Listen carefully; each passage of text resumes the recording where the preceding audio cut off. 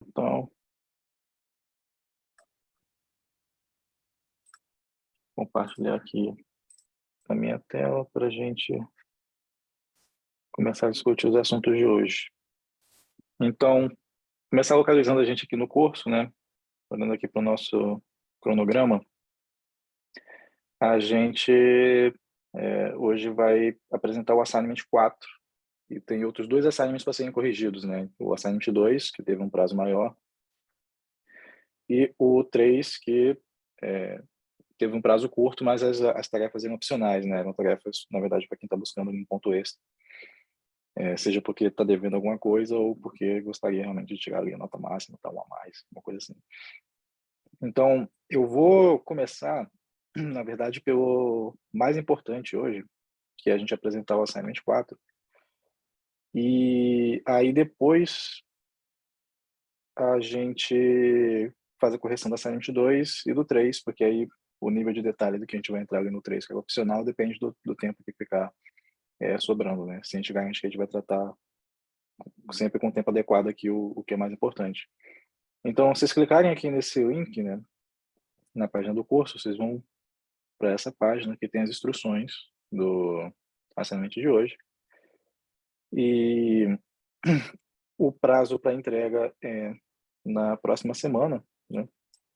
Então, aqui no dia 26 de abril. É um pouco estendido em relação ao que a gente vinha fazendo, porque na semana seguinte a minha aula vai ser na quinta-feira e não na terça. Então, ao invés de vocês terem que entregar, né, até a terça, vocês não podem entregar até a quarta-feira à noite ainda. E beleza. Então, quando vocês clicarem aqui no notebook, vai abrir para vocês esse aqui, o notebook de Bundle Adjustment, baseado no tutorial de Bundle Adjustment que tem lá no site do PyTorch 3D, né? Mas aqui já tem algumas atualizações, né? Eu fiz algumas questões em cima daquilo, e também atualizações de código mesmo, né? Se você foi tentar fazer os tutoriais tal, do PyTorch 3D, tem alguns que estão um pouco desatualizados em relação à própria API deles.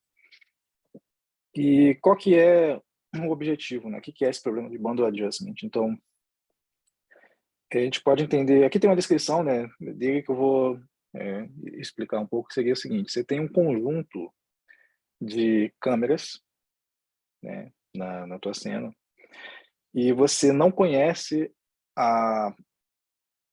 os parâmetros absolutos dessas câmeras, tá? Você pode até assumir que você conhece os intrínsecos, mas os extrínsecos, que é o que a gente está interessado nesse assignment, você não conhece. O que seriam esses extrínsecos, né? Basicamente, o que define a pose ali da câmera, né? A posição de cada uma delas ali do espaço e a orientação também delas ali dentro dessa cena, né? Então, você não conhece esses parâmetros absolutos para posicionar na cena, mas você conhece algumas transformações relativas de uma para as outras, tá?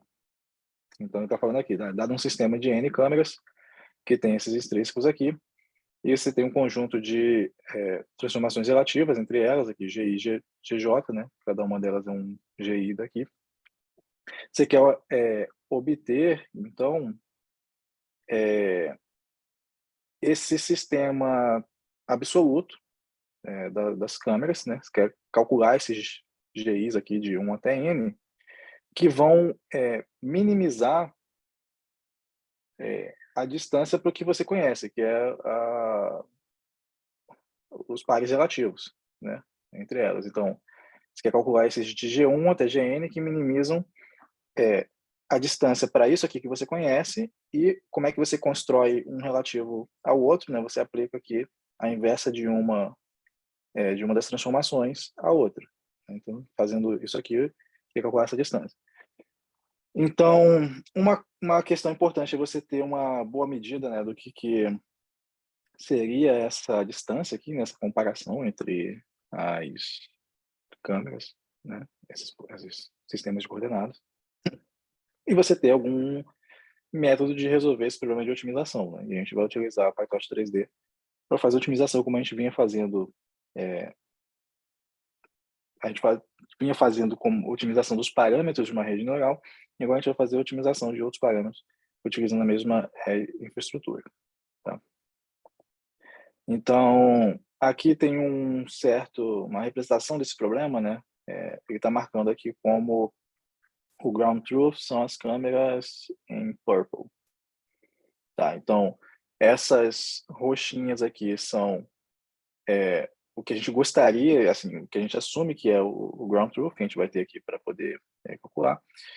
E a gente tem inicialmente câmeras que são inicializadas em poses aleatórias. Então, esses laranjas aqui, eu tenho um que está até bem fora aqui, afastado do frame, são as poses iniciais que são aleatórias, né? E aí, ao longo do processo de otimização, a gente quer fazer esses laranjinhos convergirem aqui, né, para os roxos, beleza? E aí vem algumas explicações aqui de questões mais práticas ligadas ao PyTorch 3D, né, que as câmeras, os parâmetros extrínsecos aqui, né, GI e J, e também os GIs, são representados por objetos do tipo Perspective Cameras, né? E aqui é uma parte que está desatualizada lá no tutorial, que eles estão usando uma classe antiga de câmera do PyTorch 3D. E aí ele diz que elas são inicializadas e tal com matrizes de rotação e de translação, que definem então esses parâmetros extrínsecos, né? Então, aí tem um detalhe aqui com relação à parametrização dessas matrizes, né? Então ele diz aqui que a translação ela pertence a R3, então é um vetorzinho ali, com 3 coordenadas, né? E a rotação aqui ela pertence a esse grupo aqui, né, de matrizes, né, o SO3. Então ele está parametrizando também como diretamente como matrizes 3x3, tá? E aí ele comenta que para garantir que essa rotação vai ser uma matriz de rotação válida, ele aplica então essa transformação aqui de esse mapa exponencial, né? Então, não é qualquer matriz 3x3 que vai representar uma rotação, né? As rotações elas são matrizes ortogonais, né? A inversa é igual à transposta, né, da matriz. E ela também tem norma 1, né? Então, você tem que garantir algumas propriedades dessas matrizes, né? Aí, beleza. Aqui eu já rodei essa primeira célula de código aqui de antemão para a gente poder não perder tempo, né, instalando o PyTorch 3D. Vocês vão ter que fazer isso lá também. E a gente pode seguir instalando os demais pacotes que a gente precisa, né? E aqui no começo tem uma modificação em relação ao tutorial lá, que eu tive que fazer, porque primeiro que eu incluí coisas novas, mas depois que essa camera visualization aqui, né, esse arquivo, ele era baixado de um repositório do PyTorch 3D, mas eu fiz uma cópia dele num repositório próprio aqui do curso, porque eu tive que modificar uma linha lá dentro, tá? Então, você não precisa prestar atenção nisso, que você não vai ter que mexer nesse arquivo propriamente dito, mas para quem está testando ou vendo algum código relativo ao que está lá no tutorial do PyTorch 3D, você pode acabar tendo um erro, e o erro tem a ver com uma linha só que está desatualizada nesse arquivo aqui que eu tive que atualizar, beleza? Então, aqui começa essa parte inicial de configuração que a gente vai definir algumas câmeras, alguns objetos importantes, tá? E repara que aqui em cima a gente baixou esses scripts, mas baixou também esse cameragraph.pth aqui, né? E o que é isso, né? Isso aqui é um arquivo, esse PTH geralmente a extensão utilizada pelo PyTorch para salvar dados, né? Salvar modelo, enfim, armazenar dados que foram utilizados ali durante o seu trabalho. E o que ele salva aqui é essas posições relativas e absolutas das câmeras, né? Então, a absoluta você vai utilizar como ground truth, né? Tá aqui o R absoluto GT de ground truth, que é o que a gente vai querer comparar, são aquelas roxas lá, né? E as relativas é o que a gente tem realmente como dado para trabalhar no problema, beleza? E aí tá, assim, essa linha aqui está definindo onde é que está o endereço deles, né? Data barra camera graph, então endereço relativo porque a gente baixou aqui em cima para esse lugar. E essa linha aqui de baixo tá carregando, né? Essas informações para essas matrizes aqui, beleza?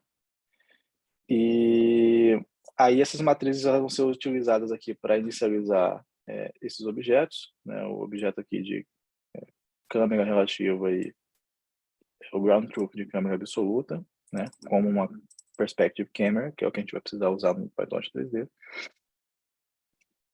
E, bom, aqui está mostrando para a gente qual que é o total, né? Depois você pode rodar essa linha aqui, quiser visualizar o N, você vai poder ver o total de câmeras que existem nesse exemplo. E aí o primeiro exercício, ele pede para você dar uma olhada no valor mesmo de rotação e de translação da primeira câmera, né? Da câmera G0, no ground truth, tá? Então, você vai olhar para o dado ali do ground truth, a rotação e a translação, e a pergunta é se esses valores eles parecem medidos ou se eles parecem valores arbitrários.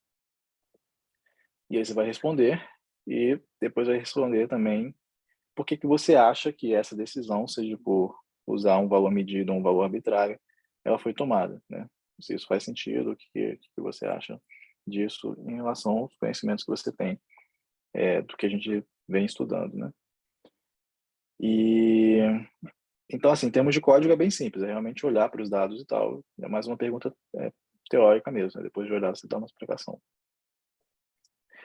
Aí aqui a gente vai começar a definir infraestrutura para fazer essa parte de otimização, né? Então tem aqui as câmeras relativas e a função de distância.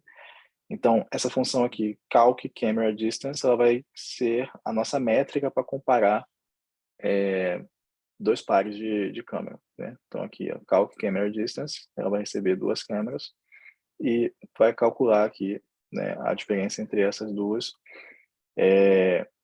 E aí tem uma explicação aqui, né, de como que seria essa diferença, né, calculando o cosseno do ângulo relativo diante de rotação, olhando para a parte extrínseca lá, e a distância L2 em relação à translação, né? Então, ela calcula essa distância baseada nessas duas componentes. E aí que tem a distância da rotação e a distância da translação. E a outra função aqui, ela vai obter os parâmetros da câmera relativa entre dois pares. Então, vamos dar uma olhada aqui. Ó. O que a gente tem como dado é como se fosse uma matriz, né? E fala aqui, ó, para cada par de índices IJ, né, nesse objeto edges aqui, você vai poder gerar uma câmera que tem essa transformação de coordenadas da câmera I para a câmera J, né? Então, não necessariamente você tem todas as possibilidades, né? Todos os mapeamentos relativos de todos os Is para todos os Js. Então, essa edges aqui define exatamente o que é que você tem. Né? Quanto mais informação você tiver, melhor, né? Para otimizar, assim, né? Mas tem um limite mínimo que você precisa para conseguir calcular. Então, o que essa função faz é basicamente receber esse mapa aqui de arestas e as câmeras que você quer obter a posição relativa e ela vai, então, criar um desses objetos aqui, né, de perspective camera, que é o que você precisa, que faz esse mapeamento de um determinado I para um J. Tá? Então, para você não ter que se preocupar com isso, com esse código de infraestrutura que está aqui. Aí vem uma outra pergunta aqui, né, que é uma pergunta teórica também, relativa à parametrização das rotações, utilizando ali as matrizes de rotação, né, elementos do grupo SA3. E aí, assim, essa escolha ela tem algumas desvantagens, né, uns drawbacks ali, porque a gente tem que garantir que as matrizes são matrizes de rotação válida, né, como eu comentei no começo. E a pergunta é que outras escolhas, né, você poderia fazer para parametrizar as rotações, e se você acha que essas escolhas seriam melhores, né. Então você fala aí que outras escolhas seriam possíveis e, de repente, prós e contras, e a sua opinião em relação a utilizar um ou outro para resolver esse tipo de problema, né. Então, esse aqui é uma forma da gente conseguir explorar alguns conhecimentos, né, como o professor, tinha comentado, que esse curso ele não é um curso clássico de sistemas gráficos, né, porque é voltado para essa parte de machine learning, mas a gente vê que toda essa parte de, assim, para resolver problemas com machine learning, você tem que ter conhecimento de base dos problemas, né. E aí, às vezes, na aula teórica, a gente consegue abordar um pouco, né, dessas coisas, das transformações, como transformação projetiva, qualquer geometria e tal, mas é necessário que vocês estudem e aprofundem alguns desses elementos para poder, resolver alguns problemas. Então, nesse assignment aqui, né, que é um assignment que tem bastante de trabalhar com, com transformações projetivas, com entender essa parte de câmera, eh, entender a parte de câmera mais do ponto de vista, realmente das transformações, né, de rotação e translação, e não tanto da parte intrínseca, não tanto de projetar mesmo, um sistema de câmera.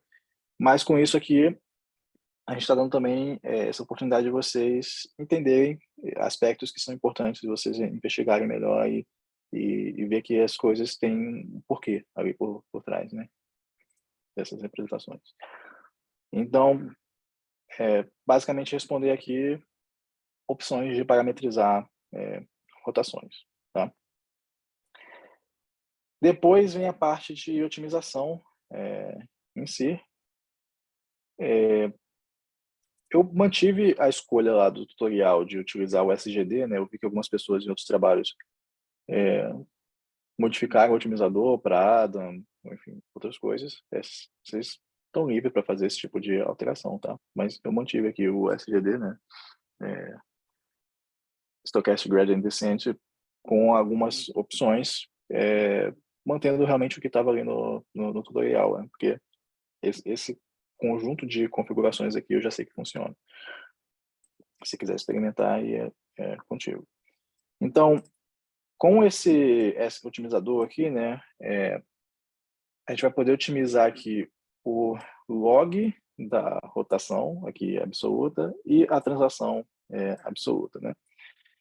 E como é que isso acontece aqui? Você vai ver que, vamos começar aqui embaixo, essa estrutura aqui de loop, ela é bem parecida com o que a gente já vinha trabalhando, né. Você tem uma certa quantidade de iterações que você vai realizar, você vai zerar aqui os gradientes em cima do otimizador, porque, né, a gente viu que ele fica acumulando no PyTorch, você não quer que ele faça isso de uma iteração para outra aqui. E aí você tem essas rotações absolutas aqui. E cadê a translação absoluta?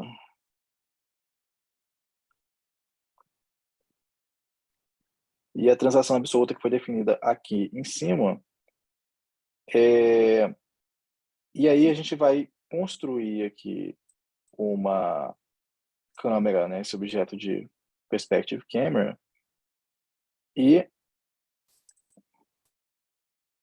vai utilizar ele aqui para obter, aquela aquela aquele mapeamento, né, de uma para outra. Então, como assim, né? O que que a gente quer medir? Olhando aqui em cima, deixa eu voltar aqui para cima. O problema está definido dessa forma, a gente quer encontrar os GIs que vão minimizar essa medida aqui, né. Então esses, GIs aqui absolutos são as coisas que a gente vai otimizar. E no começo você não sabe, assim, no começo é aleatório, tá. Esse aqui você conhece, né, esse GIJ aqui, você conhece que é o relativo de um para o outro. E aí esse aqui você vai montar, eh, a partir de escolhas, né, você vai escolher dois pares ali J, vai montar aqui, qual que seria esse valor, vai calcular essa distância e você quer minimizar isso, né. e você quer calcular sobre todos eles, só que ali embaixo, da mesma forma que a gente não vinha calculando, pior que a gente até vinha em alguns casos, né? Mas assim, nem sempre a gente consegue calcular todos os parâmetros que você quer otimizar, né? Todos os dados, né? Nem sempre você quer calcular a distância sobre todos os dados de uma única vez, né? Então, o loop que tem ali embaixo, ele vai otimizando, né, de maneira estocástica, escolhendo alguns pares para essa soma, né, para ir minimizando. Então, nos exemplos que a gente fez, assim, como a gente está trabalhando só com algumas coordenadas, funções em 1D, funções 2D, assim, até fazia tudo de uma vez, né?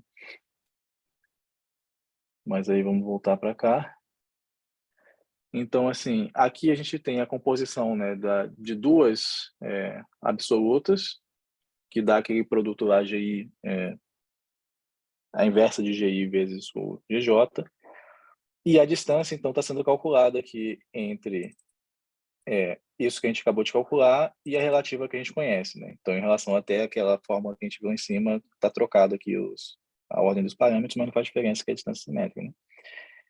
E aí, a gente vai, então, calcular aqui o backward em cima desse camera distance, que é uma função de perda, né? É o resultado aqui de aplicar esse calc camera distance ali. E avança um passo no otimizador, né, que ele vai avançar com a learning rate que foi definida ali em cima, né?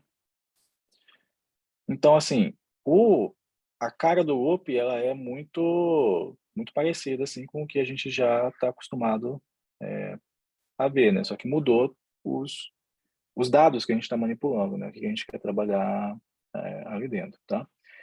E aí aqui tem uma função não, um pequeno trecho de código para fazer visualização. Vou botar para rodar para a gente poder ver isso. Daqui de cima. Só para a gente visualizar como que o processo está acontecendo ao longo do tempo.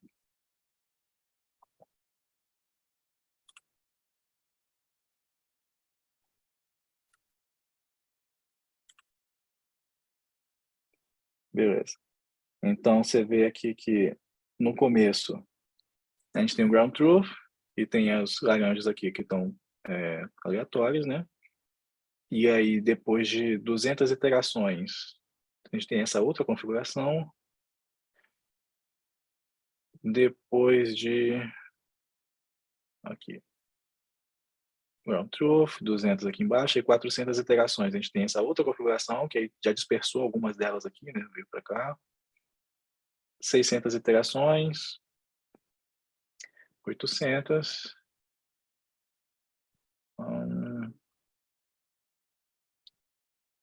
Com quase 2.000 aqui, ó, quase ficou bom, né? Já estava indo na direção, mas precisava de um pouco mais de iterações aqui, né? Então,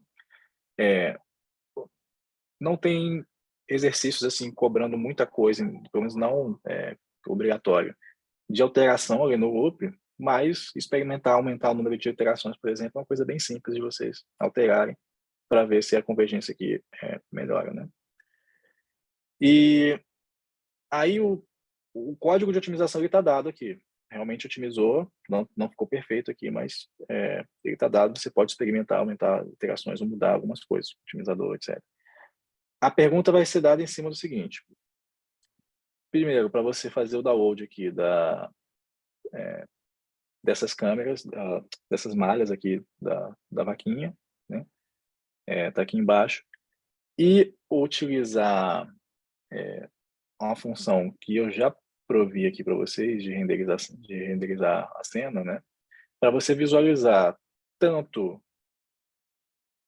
a malha renderizada com a câmera de ground truth, né, conhecida lá desde o começo, quanto com a câmera otimizada, né, no final do processo. Então, você não precisa entender detalhes dessa função de renderização, que você tem que saber que você tem que passar para ela aqui esse objeto aqui, né, de malhas, as câmeras, o device, né, para rodar na GPU e ser mais rápido, e conseguir utilizá-la aqui para você visualizar, né? Então, qual que é a ideia? a ideia é que o que você espera obter é que duas imagens parecidas, né? Depois de otimizar, você espera que, ao fazer a renderização de uma cena, como essa que tem a malha da vaquinha, você consiga observar, a partir de pares de câmeras correspondentes, imagens que são iguais ou praticamente iguais, né? E aí, um outro exercício obrigatório que tem aqui, esse 3.2, é para você plotar o gráfico de como que a loss, né, o valor ali da função de perda, ela vai evoluindo à medida que as iterações vão acontecendo, né? Então, não é para ser difícil, assim, para quem já foi desenvolvendo experiência com PyTorch ao longo desses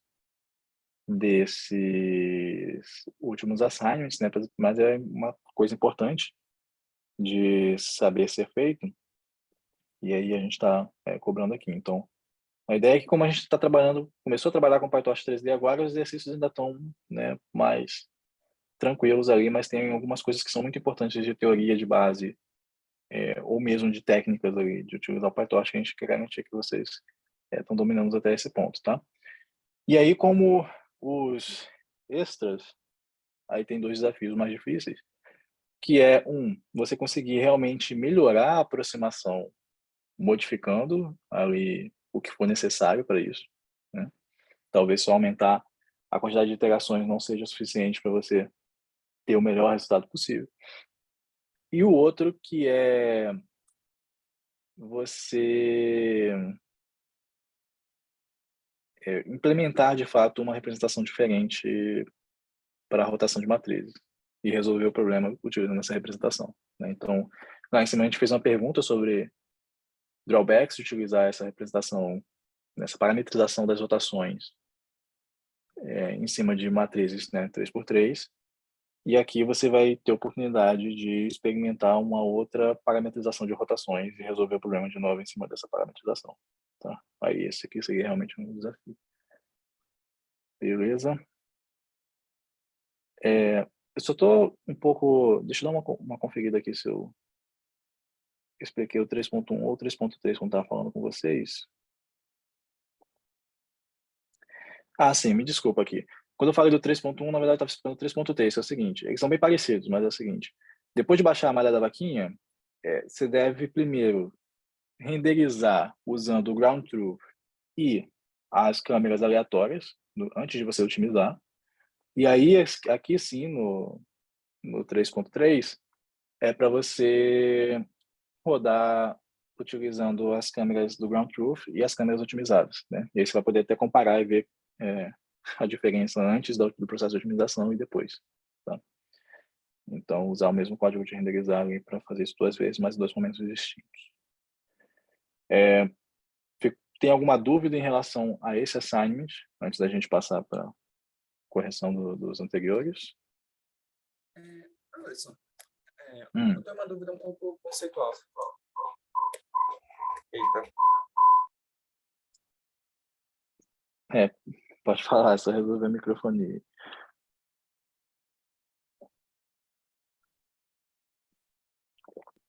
Fica dando um eco. Acho que melhorou agora. Esse problema é bem pertinente para o meu doutorado, porque lá a gente coloca câmeras no robô e quer estimar a trajetória dele através de câmeras apenas. Aí, uma dúvida que eu tenho é que essa trajetória vai ser uma curva no espaço, só que uma curva com noise, né? Com muito ruído por causa das perturbações do ambiente. Eu queria saber se seria possível propor uma MLP, como a gente fez no primeiro assignment, que construísse essa curva em 3 dimensões, né? Seria uma geodésica nesse espaço do SE3. Você já ouviu falar sobre isso? Se essa abordagem existe? Algo similar? Cara, eu não conheço, mas deixa eu ver se eu entendi o problema. Você tem câmeras em pontos diversos de uma cena, você tem um agente que se move nessa cena, e você quer estimar a trajetória do agente baseado apenas nas câmeras, não é isso? Isso.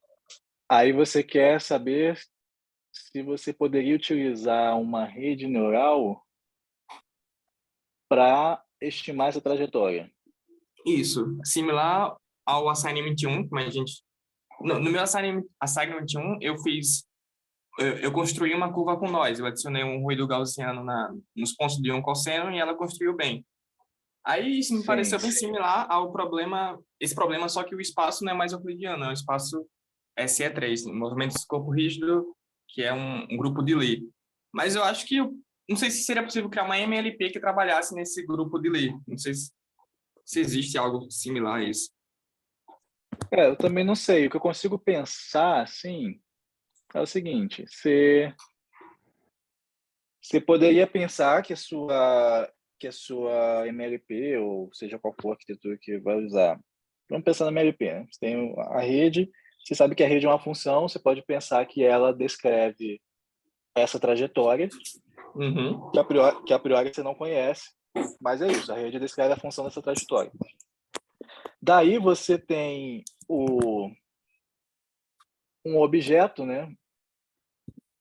E olha que curioso. Eu não sei exatamente como é que você teria que parametrizar a coisa, mas você pode pensar que você tem essa função, você aplica essa função ao seu objeto em determinados pontos, né? Então a sua função ela vai ter que ter alguma parametrização de, sei lá, tempo ou de alguma coisa que dê uma noção de como que essa trajetória avança. Você aplica ela nesse objeto, você obtém um certo resultado de posicionamento, de pose desse objeto dentro do cenário, e você compara isso com as câmeras que está visível, né? Que poderia ver aquele mesmo local. E você poderia tentar, assim, otimizar, então, os parâmetros desse MLP que representa essa transformação aí sobre o objeto que dá uma certa pose, para minimizar uma certa distância entre as câmeras que conseguem ver aquela posição. Mas, assim, não sei o quão bom isso é, mas é uma ideia. Eu entendi, mas eu acho que a minha MLP não vai poder mais ser aquela AX mais B com ReLU, né? Tem que ser algo específico do espaço que eu estou trabalhando. Eu teria que encontrar outros operadores, eu imagino, né? Posso interromper aqui um instantinho? Pode. Duas questões, na verdade. A primeira, eu acho que o problema que você está interessado não é bem o problema que está sendo abordado nesse assignment. Tá? Mas, pulando isso, quando a gente falou aqui no curso, né, do Geometric Deep Learning, né, a gente falou de várias representações, né, tinham estruturas específicas, né, do espaço que eu estou trabalhando, né? Uma delas era a representação na esfera, né? E se for pensar bem, quer dizer, o que a gente está discutindo aí você tem os parâmetros intrínsecos da câmera, né, e os extrínsecos, né? E, em particular, os parâmetros extrínsecos, você tem a rotação e a translação. Então, translações, né, elas estão definidas no espaço de rotações que tem a ver com essa representação na esfera, né? Então, é por aí, quer dizer, você teria que ter uma rede, né, que vai operar, né, se você quer lidar com rotações, né, ter uma rede que vai operar em cima da estrutura correta desse espaço de rotações. Eu não vou ficar falando muito mais, senão eu vou dar spoiler aqui na solução do assignment, né, mas essa questão, né, de transformações, né, quer dizer, ela, em particular, a parte de rotações, ela é muito especial, né? Então tem muita coisa para se discutir, né? Não só a própria representação, mas como assim, transformações e uma álgebra em cima disso, né? E aí essa álgebra, quando você vai implementar a rede, você vai ter que ter operadores dentro dessa álgebra que vão respeitar a estrutura intrínseca desse espaço, no caso, os espaços de rotações, né? Aí, tendo isso, você pode formular o problema de robótica, esse problema de bundle adjustment e outros. Quer dizer, na verdade, esse assignment é um warm-up para bundle adjustment, né? Não é nem o próprio bundle adjustment, né? Então, é isso. Perfeito. O teu problema, eu acho que ele pode ser resolvido, dando um chute aqui, pensando agora no que você me falou, com o que a gente vai aprender de differentiable rendering. Talvez se tivesse um sistema de renderização diferenciável, você consiga otimizar essa rotação e translação em diferentes pontos para calcular uma trajetória menos ruidosa, sei lá. Uhum. Perfeito, perfeito. Obrigado. Nada. Tem mais dúvidas em relação ao assignment?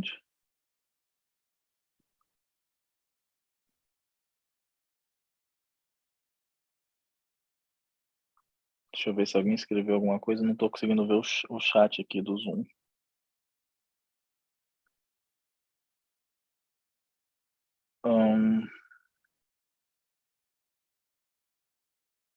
Tá, não tem não. Então vamos seguir para a correção aqui do assignment 2. Deixa eu conectar aqui.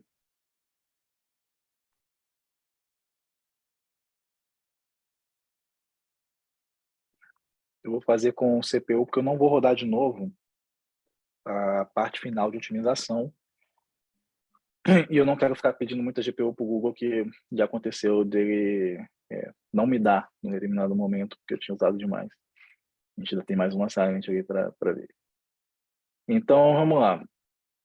No assignment 2, a gente queria aprender, praticar aquela parte de aprendizado de sinais, né, teoria de amostragem, reconstrução e tal.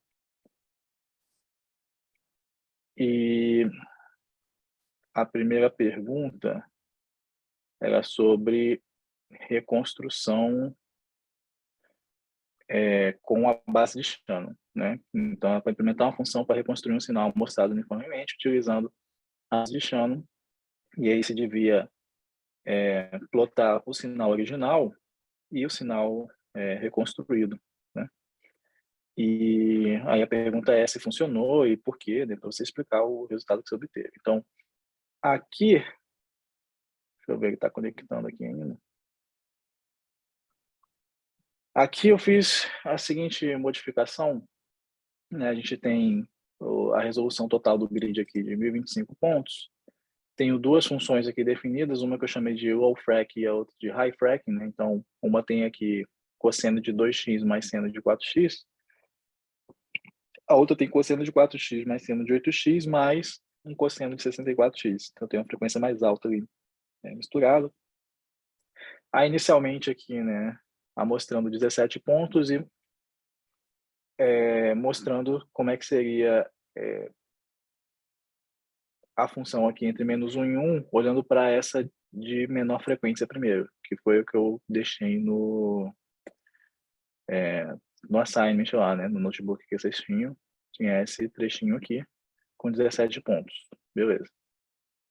Aí vamos então implementar essa reconstrução aqui, né, do Shannon. Esse aqui é um trecho do slide lá do curso, né, da aula teórica, e eu dei o template que era uma função assim, Shannon Reconstruction, que recebia x e y, e ela retornava uma outra função que era a função interpolante, né, a qual eu poderia passar qualquer valor aqui como um novo x, e ela retornaria aqui então a imagem correspondente para essa função, né? Então, uma coisa que é importante aqui a gente calcular essa taxa de amostragem que na verdade é esse valorzinho aqui 2K, tá?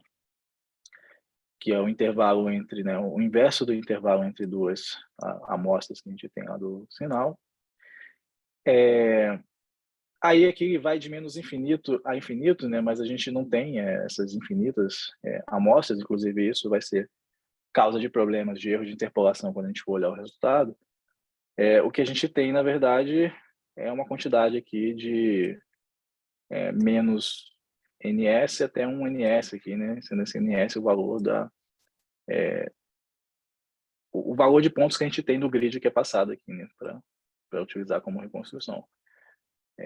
Então, na verdade, dividido por 2 aqui, né, tem uns arredondamentos. E o que a gente quer fazer, então, é somar o valor da função, tipo, esse n sobre 2k aqui, né, é os pontos que a gente tem amostrado da grade, né? Então, a gente quer o valor que a gente tem. E aí, repara que eu estou usando 2 índices aqui. Isso aqui é uma forma de resolver, isso poderia resolver de outras formas, né? Mas eu estou usando 2 índices porque eu sei que eu quero o valor, eu vou querer usar todos os valores da função que eu tenho ali na grade. Então, estou pedindo para enumerar para ele me dar de 0 até a quantidade de valores necessários. Só que eu tenho que multiplicar por um deslocamento, né, da função sinc. Então, vocês viram lá os vídeos que tinha naquele canal, né, Graphics in 5 Minutes, assim, ele vai construindo, né, funções interpolantes e mostra que, né, a gente está fazendo aqui essa operação de convolução, né, discreta, que você vai centrando o núcleo ali numa certa região e depois você vai movendo ele, né, ao longo do domínio. Então, é basicamente isso que a gente está fazendo aqui, né, assumindo que a frequência máxima do sinal é metade desse fs aqui, né? A gente não conseguiria representar nenhum, né? Se eu estou usando ele aqui como 2K, a frequência máxima tem que ser metade. Não conseguiria representar nenhum sinal que tem frequência, assim, as frequências do sinal acima desse limite não seriam representadas, né? A gente iria ter o fenômeno de Ayres.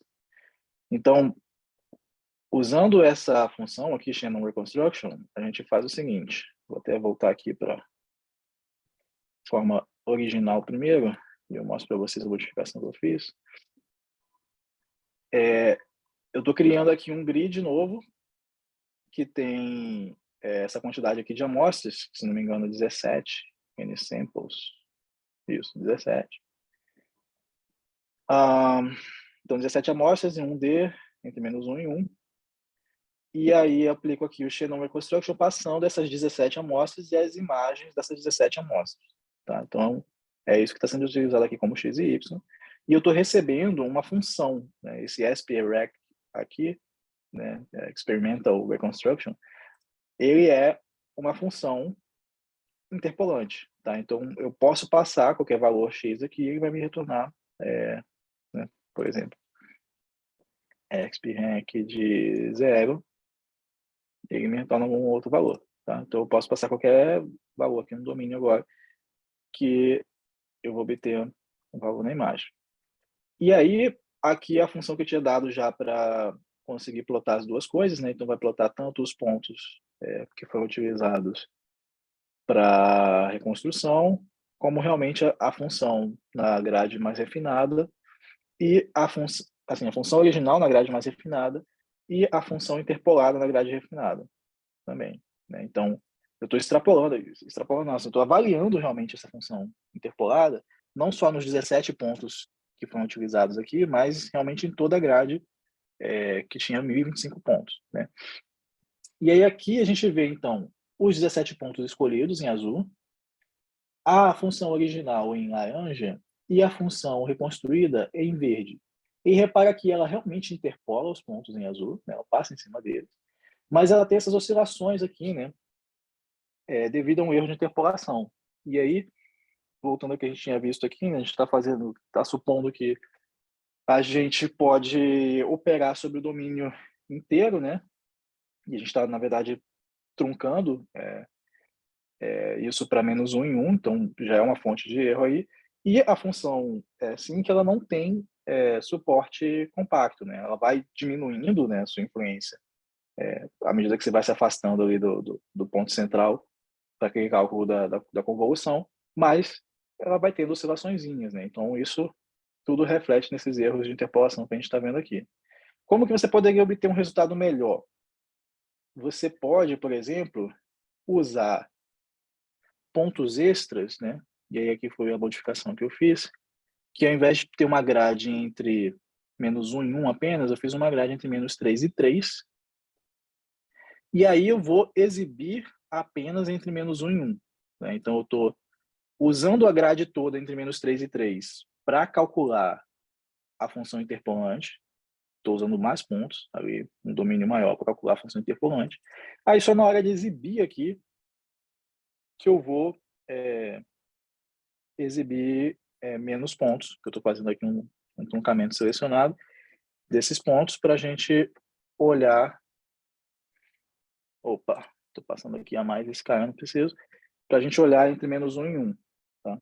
Então, você vê que estendendo, né, a gente diminui esse erro de interpolação e bate em cima aqui certinho. Inclusive, na borda aqui que estava dando problema, dá para ver um pequeno erro, mas está muito melhor. Beleza? Aí, outras coisas que vocês podiam experimentar, que era pedido aqui, né, era para diminuir a taxa de amostragem. Alternativamente, você podia aumentar as frequências. Foi por isso que eu já botei 2 sinais aqui, né, um de alta frequência, que aí a gente vai ver o que acontece quando tenta reconstruir o sinal. Então, o próximo passo é a gente usar esse de alta frequência aqui.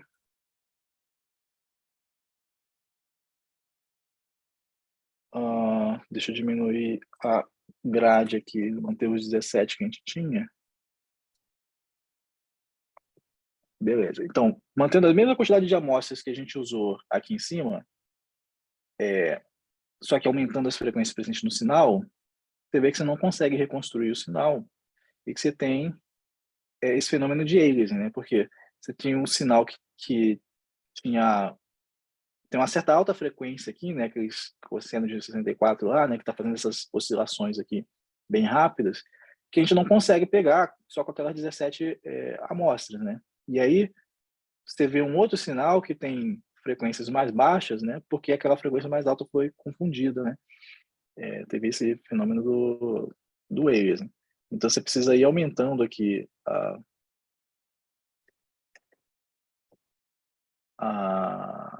quantidade de pontos, né, para você conseguir aproximar o sinal que tem frequência mais alta.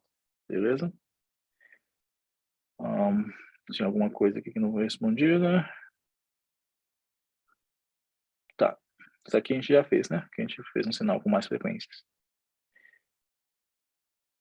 Aí tinha esse código aqui para calcular transformada de Fourier, usando a Fast Fourier Transform, né, o algoritmo FFT, em uma dimensão.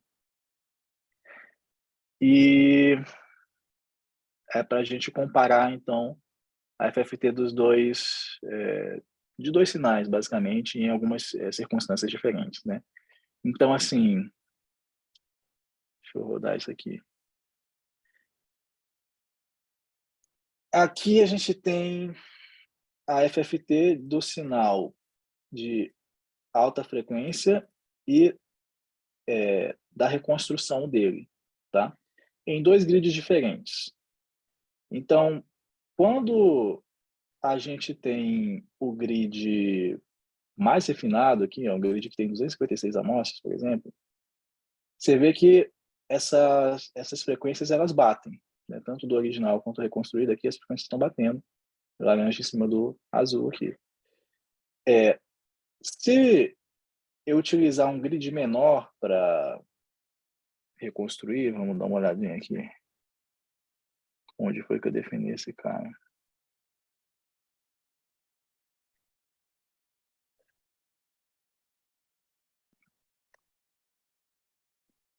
Por exemplo, voltar aqui para o 17. Aqui a gente já vê, né, que ficou diferente. E a gente sabe que é por conta do aliasing. E aqui a gente vai constatar realmente que você não consegue pegar essa frequência mais alta aqui, né? E em compensação, algumas frequências mais baixas têm valores maiores, né? Então, a ideia desse exercício aqui é observar isso, nessas duas situações. Aí agora a gente vai olhar novamente para aliasing, só que com um sinal mais complicado, né? É o mesmo tipo de exercício, só para a gente ver um sinal que tem a característica mais complicada. Esse aqui já rodei, já está legal. Então, então tem esse Perlin noise aqui, né? Esse sinal aqui com a natureza estocástica, que ele tem primeiro exercício é basicamente você ir rodando algumas vezes, ajustando alguns parâmetros, observar ele e fazer uma descrição do sinal, né? Então, você vê que é um sinal que ele, à medida que você vai aumentando esse número de oitavas aqui, por exemplo, ele vai ficando muito, vai adicionando detalhes aqui a essa parte a diversos pontos da curva, né? Ele vai ficando, tem até uma natureza assim meio fractal, assim, se aproximar, você vai ver que vai tendo vários ruidinhos ali dentro. E com isso, quando você olha para a transformada de Fourier aqui para sinais, você vê que tem vários, né, valores aqui de frequências mais baixas, mas ele vai cobrindo assim uma grande faixa desse espectro das frequências que ele consegue representar, né? Até o final a gente vai tendo algum valor de frequência possível. Então, é uma característica diferente para a gente observar aqui nos sinais. E aí, quando a gente faz a reconstrução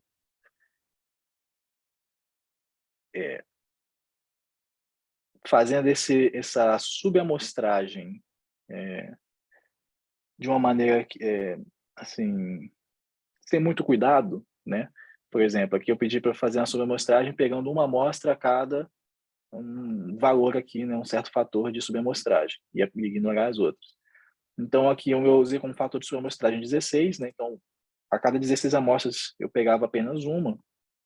E, assim, isso é fórmula para dar ilhas, assim, né? Você simplesmente está amostrando o sinal, subamostrando o sinal numa frequência menor do que você precisa para representar aquelas frequências todas presentes ali, né? Exatamente o que a gente estava fazendo ali em cima.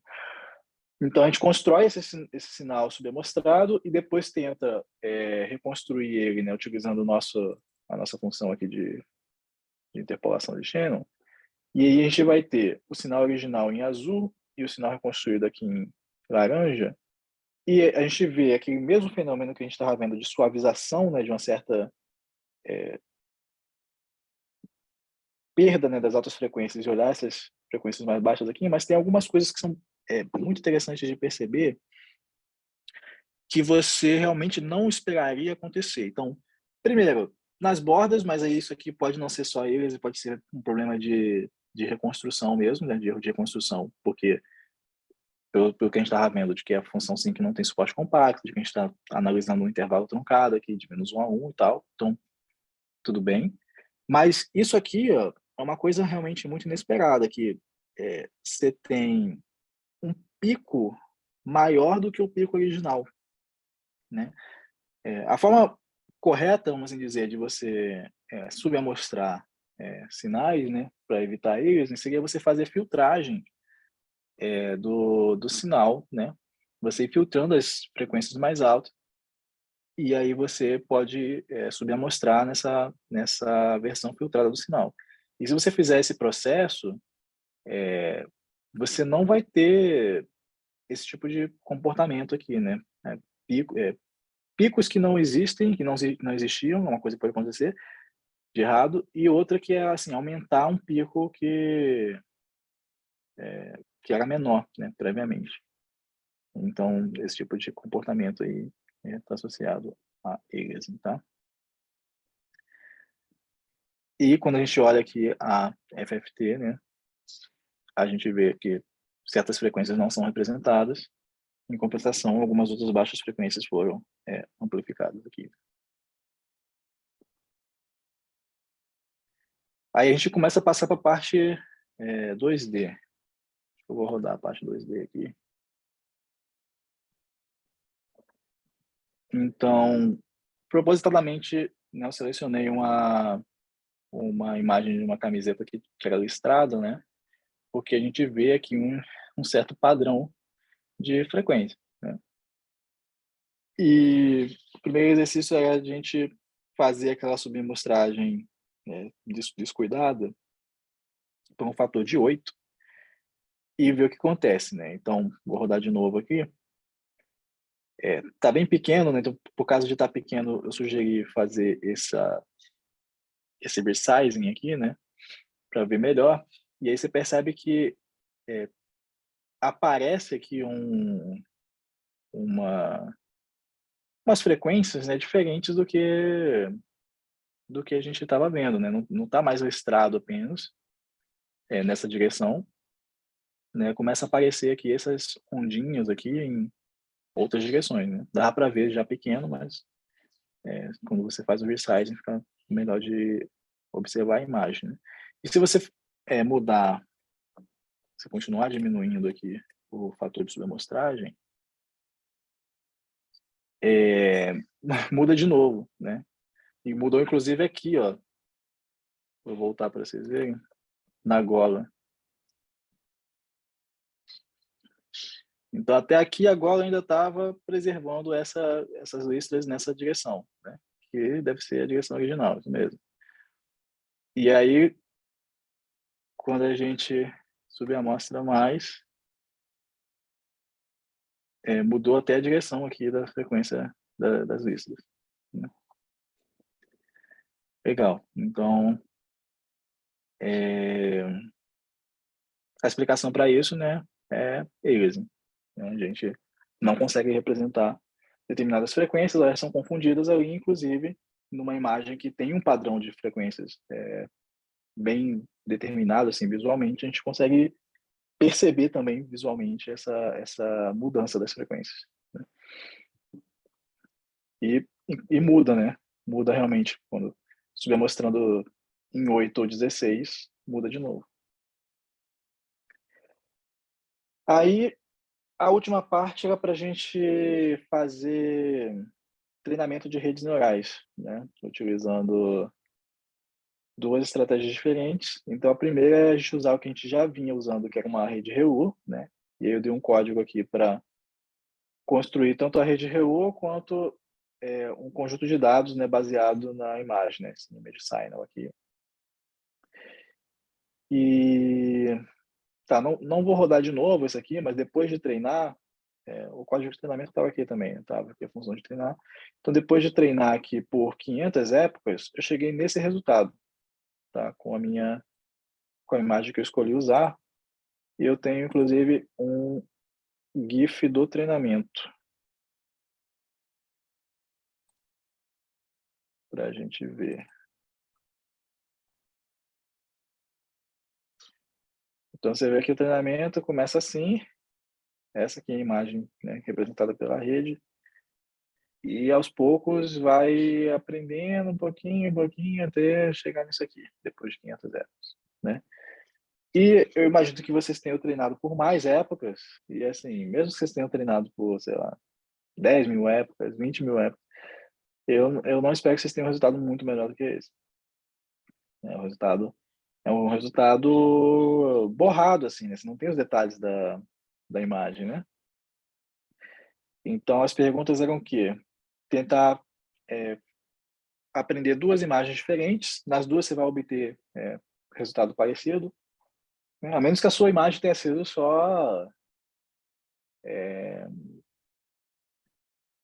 uma coisa que já é borrada, assim, sei lá. Você pegou uma imagem que era só um papel, uma folha de papel, né?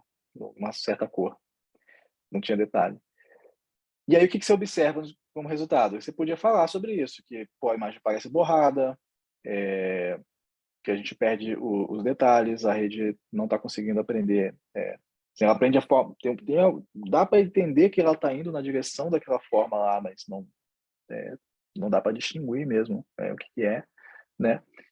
E a chave dessa coisa é que ela está aprendendo só as baixas frequências, né? Ela está presa. Então, você podia até já adiantar essa explicação, mas se não desse aqui, mais à frente ia ter perguntas que iam te forçar em algum momento você falar sobre isso. A rede ela está aprendendo apenas as baixas frequências do sinal, tá?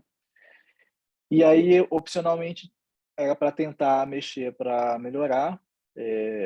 Assim, se alguém conseguiu aí, depois a gente troca uma ideia, mas eu realmente não esperava que mudando só hiperparâmetros e tal, você conseguisse melhorar. Melhorar o ponto de, né, representar a imagem mesmo, tá? E aí, agora sim, antes da gente treinar com a outra rede, eu passei esse código aqui para transformar de Fourier, e mostrei aqui como é que usa em cima dessa do cameraman, né? E aí falei também na aula, se não me engano, de como é que a gente interpretava isso aqui, né? De que ao centro está a concentração das baixas frequências e depois a gente vai vendo as frequências mais altas crescendo, né? Em direção à borda, né? E aí tinha pergunta aqui.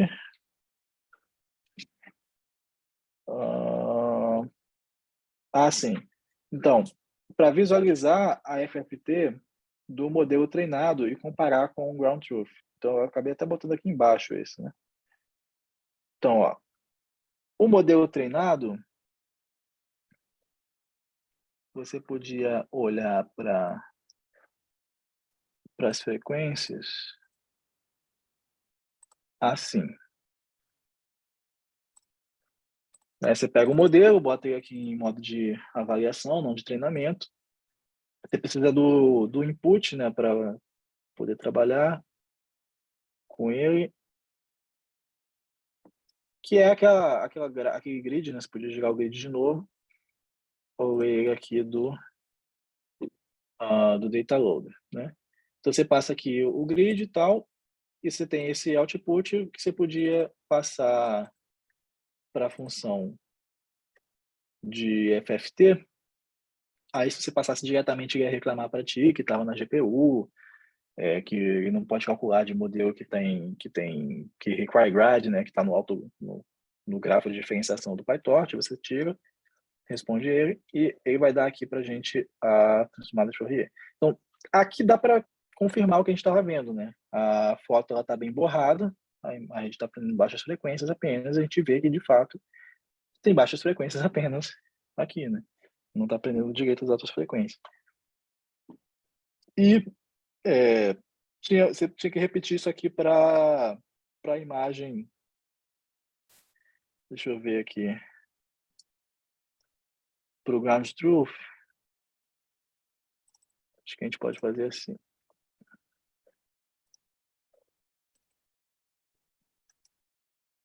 Eu acho que ele não precisa desse detect. Deixa eu rodar aqui.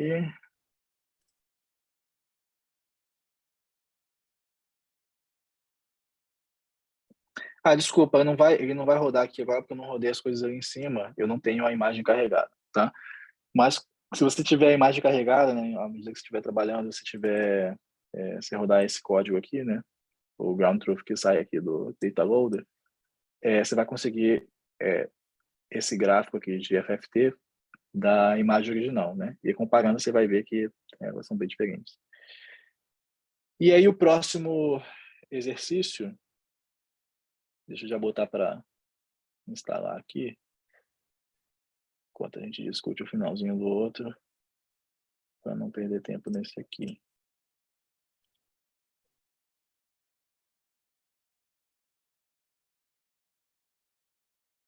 Ok.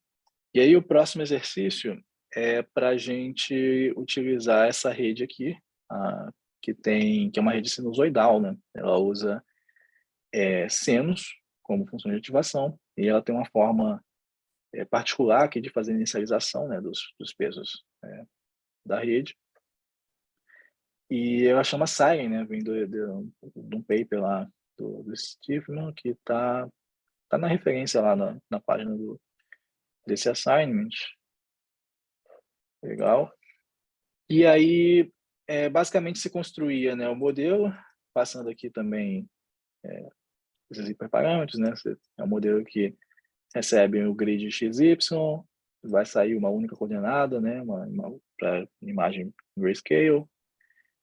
Você pode construir ele com uma arquitetura parecida com o que a gente tinha ali da Reu. Se não me engano, a Reu já tinha dado ela com 3 camadas de 256, vamos ver. Foi isso mesmo, já para induzir, fazer essa tentativa. E depois de treinar pelas mesmas 500 épocas, você vê que o resultado ele é muito superior.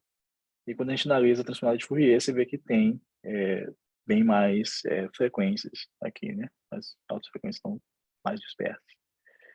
E aí a pergunta é, se o resultado é melhor, sim, é melhor, você tem que explicar isso no sentido de que tem mais detalhes, de que, né, entendeu? Frequências mais altas. Aí analisar, então, a FFT das duas lá e constatar que, de fato, as frequências mais altas estão aqui e não estão na outra, e explicar por que que você acha que esse resultado aconteceu, né? Por que que você acha que eles são tão diferentes? Então, na aula teórica, tinha um trecho na parte final, quando falava desse treinamento, né, das redes neurais, que o professor Luiz Velho deu essa explicação sobre o spectral bias das redes, né? Que as redes MLP, né, elas têm você pode entender o problema como um problema de regressão de kernel, né, como está explicado lá na aula. E quando você tem uma rede que está trabalhando com um input de baixa frequência, de baixa dimensão, que é o nosso caso, né, uma coordenada de dimensão 2, ela tem essa tendência de ficar presa ali nas baixas frequências. É o que ela aprende primeiro e é também o que ela tem dificuldade de sair. Ela não vai aprendendo muito devagar as frequências mais altas. E aí tinha estratégias para fazer, para meio que se livrar disso, né, melhorar expandir o Neural Tangent Kernel, né, quando você interpreta o problema sob essa perspectiva de regressão de kernel, que seria fazer um mapeamento das coordenadas de baixa dimensão para dimensões mais altas. E aí uma das formas das pessoas fazerem isso é o tal de Fourier Feature Mapping, que elas pegavam as coordenadas lá x, y, z, e você aplica funções periódicas lá, seno e cosseno, e você mapeia para, sei lá, 60, 120, uma quantidade bem maior de combinações de seno e cosseno com frequências diferentes, né? E o que a Siren está fazendo aqui, né, essa rede sinusoidal, é um pouco disso já na primeira camada, porque ela é uma rede que parte, né, de 2, né, XY, e para 256, no nosso caso aqui, né, então ela faz essa transferência para a próxima camada para 256, e aplica seno em todos eles, né? Então ela está jogando para funções que são linearmente independentes, né? Senos de frequências diferentes, o seu input já ali no começo. E ela faz esse aprendizado, então, nesse espaço espectral, né? A partir dessa projeção nessa base de senos. E com isso ela consegue aprender frequências mais altas, tá? Então você tinha que relacionar isso aqui com essa parte de spectral bias, a discussão do spectral bias que tem na aula teórica. Alguma dúvida com relação a esse assignment?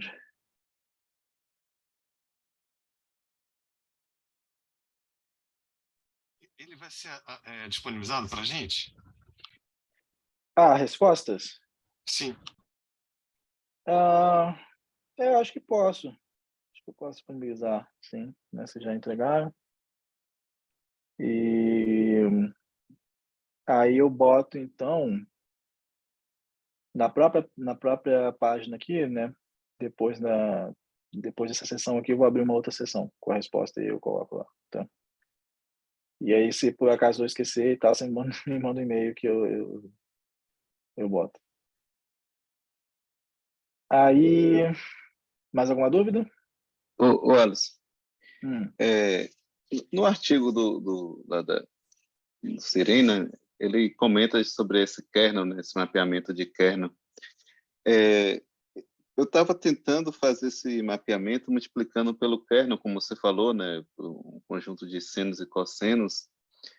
E aí eu fiquei na dúvida do seguinte: se eu fazia na minha imagem de entrada, né, fazer uma única vez no input e fazer essa convolução e entrava ela na rede, ou se em cada passo de cada época, né, quando eu fosse aplicar o gradiente, aí eu recalcularia isso durante o treinamento da rede. Eu fiquei sem entender isso, porque eu não consegui melhorar, né? Eu tentei aplicar, mas o resultado ficou estranho, né? Sim. Você pode fazer no input uma vez. Você pode escolher um conjunto de frequências né, de senos e cossenos, e aplicar direto no input e fazer o seu treinamento a partir daí, né? Mapeei meu input para esse espaço e vou usar um MLP, vou usar o MLP com Relo. Você poderia fazer isso, tá? Tem gente que fez isso, com outro trabalho. E aí é estático, né? Você escolheu no começo essas frequências, mapeou o teu input para outro espaço e está trabalhando com ele agora e você pode usar a Relo e vai aprender melhor, tá? O que a Cyan faz é, na verdade, ter uma rede que ela está toda em cima de senos, né, dessas funções periódicas, inclusive é só seno, não é cosseno, né? Você interpreta o cosseno aí como um seno com uma fase diferente, e integrar isso no processo de aprendizado. Então, as frequências que estão ali, elas podem mudar, inclusive, né? Diferente dessa escolha que você faz previamente para mapear o seu input. Aqui as frequências elas fazem parte do processo de aprendizado e elas estão nas camadas seguintes também, né? Todas as camadas aqui são de senos, exceto a última que vai fazer só a combinação linear do que tiver lá no final. Então são duas estratégias diferentes, mas eu acredito que se você tivesse feito a de input fixo, né, mudou, e usou um MLP com Relu, para esse exemplo de imagem, deveria funcionar.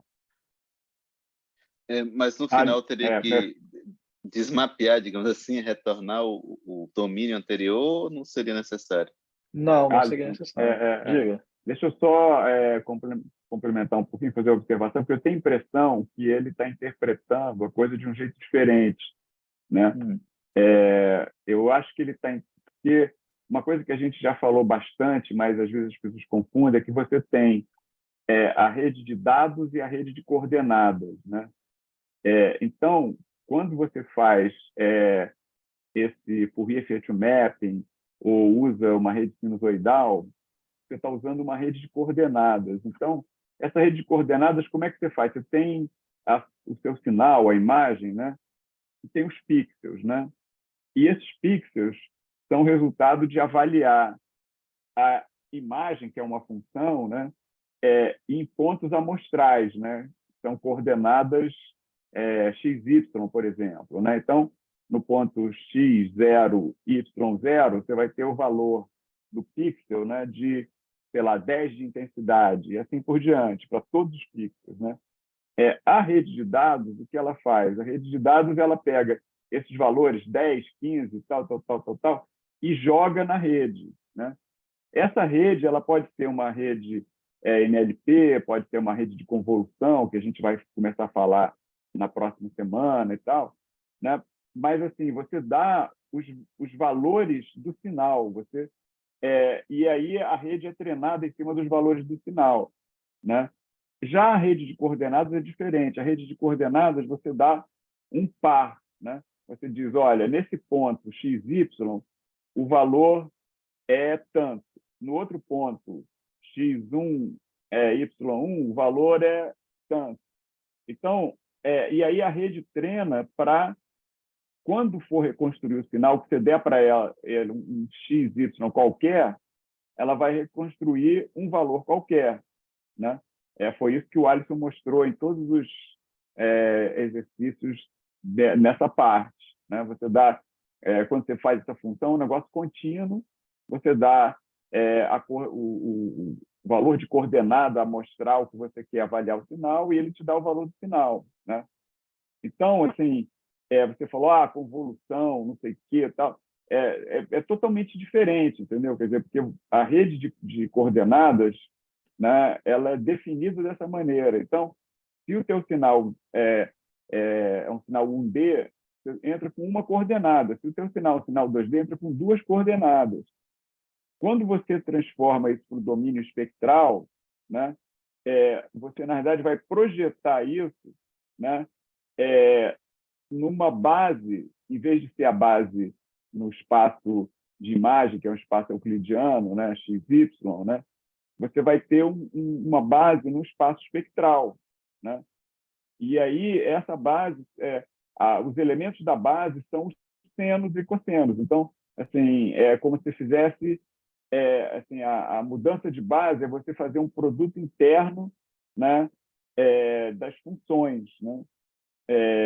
Que exatamente corresponde a esse mapeamento nesses átomos dessa nova base, entendeu?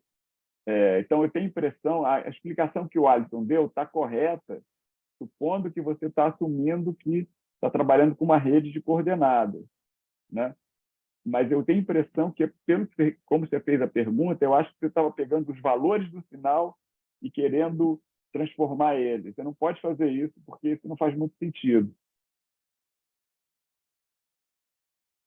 Você falando agora, assim, eu acho que eu peguei as duas coisas, peguei as coordenadas, mas na hora de fazer a LOIS, eu devo ter pegado o valor dos dados, né? Isso, Então, no início eu pensei correto, mas na hora de implementar eu fiz esse erro aí. Beleza. Então, vamos passar para o Assignment 3 para a gente finalizar. Deixa eu dar uma olhadinha aqui. Pronto, já botei tudo para rodar aqui. Então, o Assignment 3, né, ele tinha as tarefas opcionais que eu coloquei como desafios, né? Então, teve toda a parte inicial do notebook que eu já expliquei na aula anterior, né, sobre PyTorch 3D. E aí a gente tinha finalizava com essa imagem aqui, né, dos dois cubos que um passou por uma transformação, né, e o outro não. E depois tinha como desafio aqui mudar a textura de um deles, né, de forma que a visualização tivesse os cubos com cores diferentes, né? Então, para resolver esse primeiro aqui, você podia pegar como base esse código aqui da textura, né, que a gente criou aqui em cima, né? E o que você tinha que sacar é que você precisa mudar na textura as coordenadas correspondentes a um dos cubos, apenas, tá? Então, eu escolhi o primeiro cubo, que é o cubo menos refinado, para modificar. E aí, então, eu vou mudar as coordenadas aqui, né? Pegando 0, que representa esse cubo, mais de 0 até o início do outro cubo, né? Então, a gente viu que tinha essa possibilidade de você saber qual que é o índice, onde começa cada uma das malhas. Eu coloquei aqui como -1, que é a última malha, né? Seria a mais refinada. E aí eu estou trocando todos os valores, né? Esses dois pontos aqui, todos os valores, as três coordenadas, né? Para uma outra cor, né? Então a cor está sendo representada como um conjunto de 3 valores entre 0 e 1. RGB, eu vim aqui no R, intensifiquei, né? Deixei 0.8. G e B diminuí aqui 0.2 e a gente tem um cubo avermelhado, né? Então o resto do código repete aqui, né? Criei a textura a partir dessa variável, associei aqui, renderiza e eu uso a função que eu já dei para desenhar, né? Então a única coisa é realmente mudar aqui e notar, assim, talvez a primeira coisa que você tentasse fazer fosse simplesmente algo assim, pegar esse cara aqui e trocar por uma cor, né? Só que esse aqui não funciona, assim, eu até acho que poderia funcionar, conceitualmente eu acho que deveria funcionar, mas tem algum detalhe de implementação que o PyTorch 3D não deixou muito claro, que no momento que ele faz esse package ou package, né, até meio que faz sentido, ele está tentando aproveitar o máximo do dado mesmo, né, da memória que tá ali por trás. E aí, se você fizer isso aqui, na hora que passar a representação para package de novo, ele vai misturar um pouco do vermelho aqui, e aí você vai ver algumas coisas tingidas de vermelho desse lado, né? Então, isso aí é a primeira coisa que você poderia observar, ter essa inferência de que tem algum detalhe de implementação ali que nessa transição de package e palette ele vai perder, né? Na verdade, mesclar. E Então, a forma mais segura de resolver o problema é você realmente calcular até um certo índice, que representa só os vértices do primeiro ou do segundo, né, que você escolher. Aí, o segundo exercício eu não vou fazer, porque eu acredito que ninguém tem dificuldade em simplesmente replicar aqui observações de rotação, translação e escala, dado que já tinha esse exemplo aqui, né, com ele.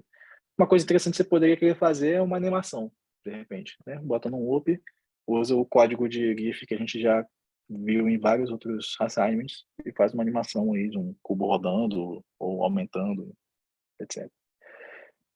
Aí, passando para a próxima parte aqui, a gente tinha esse código que a gente gerava a gente trabalhava de forma implícita, né? Olhava para um certo espaço da cena, definia um campo escalar ali, né? Uma função de ocupação, e usava essa função Kubify para gerar uma malha a partir disso, né? E deixa eu rodar as coisas aqui, se a gente quiser alterar. E aí eu dei um trecho de código dessa forma e pedi para substituir esses for por operações, né, mais idiomáticas mesmo, né, do NumPy, do PyTorch, que podem trabalhar direto com vetores. E porque demora, né, para rodar esse for aqui, se você lembra. E aí uma forma de fazer é você aproveitar a função de gerar grid que a gente tinha no assignment anterior e gerar um grid de dimensão 3, ao invés de um grid de dimensão 2 ou 1, como a gente vinha trabalhando. Então você gera um grid de dimensão 3 e aí você tem, então, né, x, y e z, né, 64, 64, 64. E depois você pode calcular a tua função em cima dos valores que estão aqui no grid, né? Então, aqui eu estou pegando o x, aqui eu estou pegando o y, e aqui eu estou pegando o z, eu mando ao quadrado, né, menos 0,8 e tal. E eu estou fazendo aqui direto, né, menor ou igual a zero, para ele já me retornar aqui true ou false, e eu estou convertendo para float para ser 0 ou 1. Então, você vê que essa linha aqui, ela roda bem rápido, acabou já, muito mais rápido que a outra. E a gente tem a malha da esfera aqui também, tá? Aí, o outro desafio aqui, né, era a gente arredondar essa malha de esfera que vem bem cúbica, né? Então, se eu fizer o download aqui, e a gente abrir ela de novo, a gente lembra que tinha vários cubinhos, né? Puxar para cá, essa aqui. E aí eu vou falar sobre a solução geral e vou explicar o que eu pedi, que era o mais simples, que era o caso da esfera, né? Então, quando você olha para cá, você vê que a esfera ela, né, é composta por vários cubinhos, assim, e tal. Como é que você poderia fazer ela ser mais arredondada, né? Então, ela está na forma de cubo, assim, porque os vértices eles não estão exatamente em cima, né, da curva de nível zero, daquela função implícita definida ali, né? Vários deles estão para dentro daquele espaço, né? Pela forma como é calculado ali na hora que a gente calcula uma função de ocupação, né? Porque a gente estava usando o centro dos cubos no espaço para medir um valor para a função de ocupação. Então, o que você pode fazer? A forma geral de resolver esse problema é você vai mover os pontos para cima da curva de nível zero da tua função no espaço, né? Como você pode fazer isso? A forma geral é pega o centro do teu objeto, que a gente já definiu que é o centro do sistema de coordenada aqui para facilitar, né, 0, 0, 0. Aí você traça um vetor para lá, né? Realmente o próprio vértice que você tem é realmente o vetor do zero até aquela posição. Você pode traçar um vetor assim maior, né? Que passa naquela direção, e você vai andar com aquele vértice mais para fora ou mais para dentro naquela direção, né? E aí pode ficar um pouco complicado. É como se fosse uma busca binária, na verdade, né? Se você quer andar para lá, você tem os valores de cada assim, para cada ponto ali em cima daquela reta, você pode calcular um valor e saber se você tem que ir mais para fora ou mais para dentro, né? No estilo busca binária mesmo. Então, essa é a solução geral. Só que a solução para a esfera ela é muito mais simples, porque é uma esfera, né? Então, a esfera é o lugar geométrico ali dos pontos que estão equidistantes de um ponto fixo, que é o raio, né? Então, assim, basta você normalizar esses vértices e multiplicar pelo raio, né? Você vai ter todos eles à distância que você quer, certo? E aí, se você fizer isso, você obtém, se você criar uma nova malha, né? Com esses vértices normalizados multiplicado pelo raio e usando como conexão, né? As mesmas faces que você já tinha na malha cubificada, você vai ter uma esfera arredondada. E, na verdade, deixa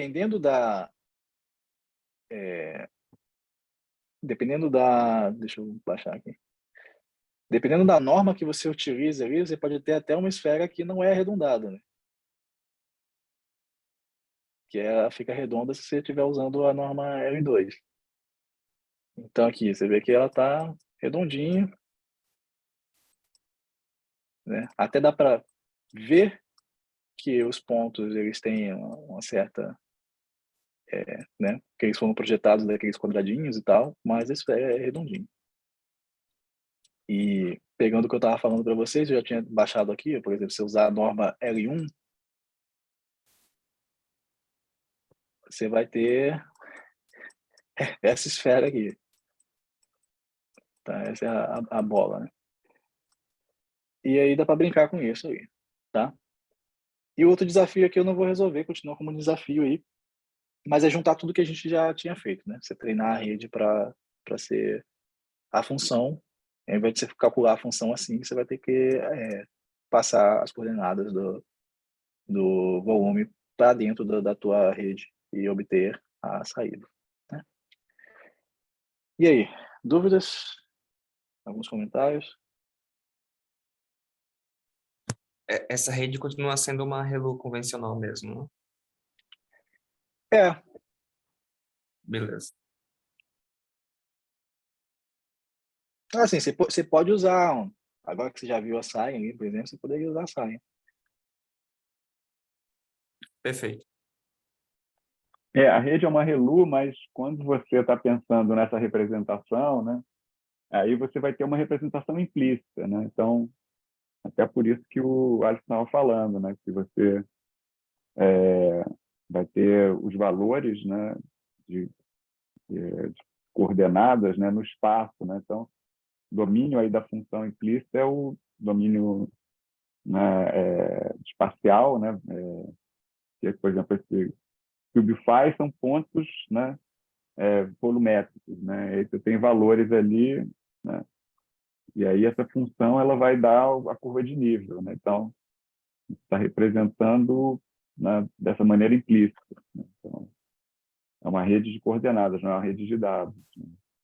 Quando você transforma nos valores, né, por exemplo, pontos, né? Aí volta a ser uma rede de dados, né? Por exemplo. Você poderia também ter, né, uma representação da função indicadora, né, em termos, né, de valores, né? Então poderia, né, ter zeros e uns, né, como se fosse uma imagem 3D, né? E aí onde tem zero não tem o objeto, onde tem um quer dizer, onde tem zero é fora do objeto, né? E onde tem um é dentro do objeto, né? E aí você pode passar uma rede de dados como se fosse uma rede para imagem, né, volumétrica, né, que a gente vai falar isso nas próximas aulas. Perfeito.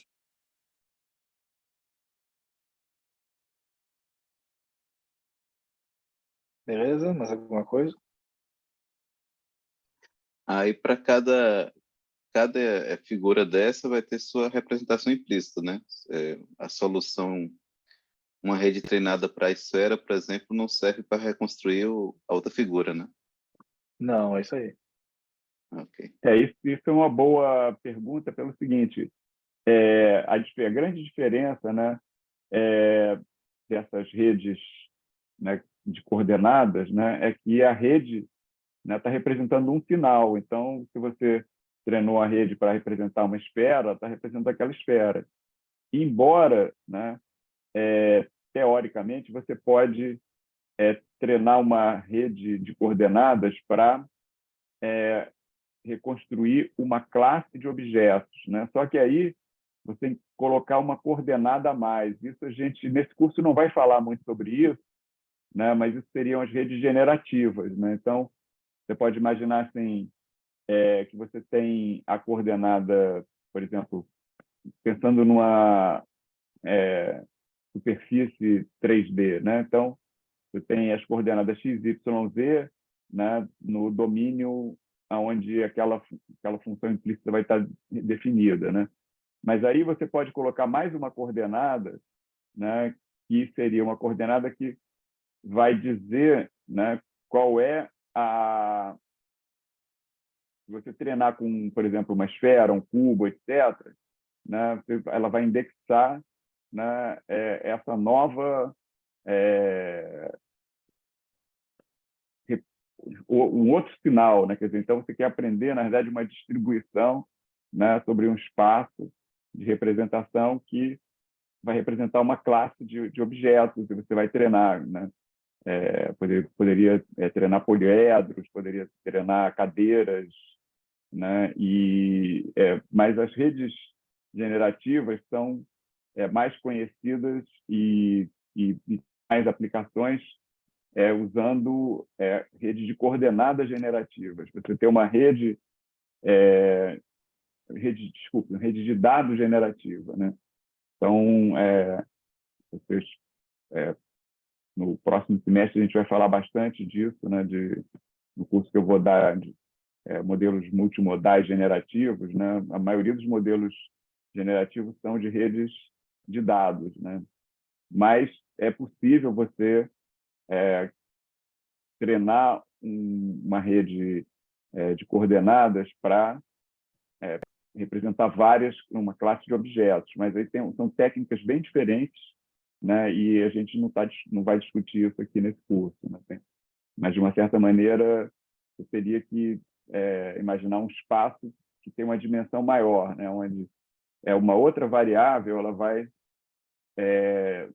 assim dar conta de selecionar qual é a função, quer dizer, como se tivesse um espaço onde cada sinal é uma superfície ou um modelo, uma imagem, né? O que você quiser, sinal que você está querendo gerar, né? Então, cada ponto nesse espaço, né, é aquilo. E aí você tem que ter uma coordenada para, quando você treinar esse espaço de dimensão maior, né? Que tem essa variabilidade, né? Então, se vocês tiverem curiosidade, tem um dos primeiros trabalhos sobre modelos implícitos, né? Ele usa uma rede que é parecida com um autocodificador, né, para fazer isso. E ele vai treinando vários objetos, né? E daí ele consegue reproduzir objetos que foram treinados ali e, inclusive, interpolar entre objetos parecidos, né? Porque o ponto todo é assim, o objeto tem uma coordenada, né? Mas o objeto em si é definido como uma função que está naquele espaço que tem as outras coordenadas. Então, você tem que colocar, né, uma dimensionalidade a mais do espaço de representação dessa família de objetos, né? Em geral, você coloca, que está representando uma distribuição, né? Você coloca coordenada aleatória ali, né, que é chamado de a coordenada latente, né, do espaço latente da distribuição.